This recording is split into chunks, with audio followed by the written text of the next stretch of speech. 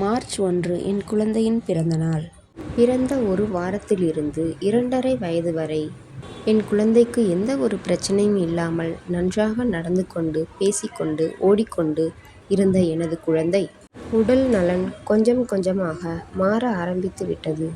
இந்த காரணத்தினால் நாங்கள் மருத்துவரை அணுகியபோது MRI ரிப்போர்ட்டில் மூளையில் நரம்பு பாதிக்கப்பட்டுள்ளது என்பது கண்டறியப்பட்டது.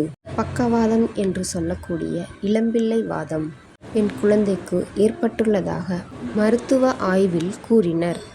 எனது குழந்தையால் 5 வயது வரை நன்றாக நடக்க முடிந்தது. கீழே விழுந்து விழுந்து நடந்தாலும் நடந்து கொண்டாவது இருந்தாள். இப்போது எனது குழந்தைக்கு 8 வயதாகிறது. இப்போது எனது குழந்தையால் நடக்கவும் நிற்கவும் முடியாமல் போய்விட்டது. பேச்சும் வரவில்லை. 4 கால்களால் மண்டியிட்டுதான் நடந்து கொண்டிருக்கிறாள். உட்கார்ந்த நிலையிலேதான் எப்பொழுதும் இருக்கிறாள். அதிலும் கூட சமநிலையில் இல்லாமல் அடிக்கடி சாய்ந்து விடுகிறாள். என் குழந்தைக்கு சரியான சிகிச்சை கிடைக்குமா என்று நான் தொடர்ந்து முயற்சி செய்து கொண்டே இருக்கிறேன்.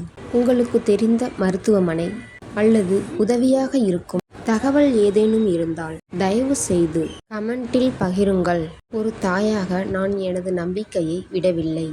உங்களின் நல்ல செய்திக்காக காத்து கொண்டிருக்கிறேன். நன்றி.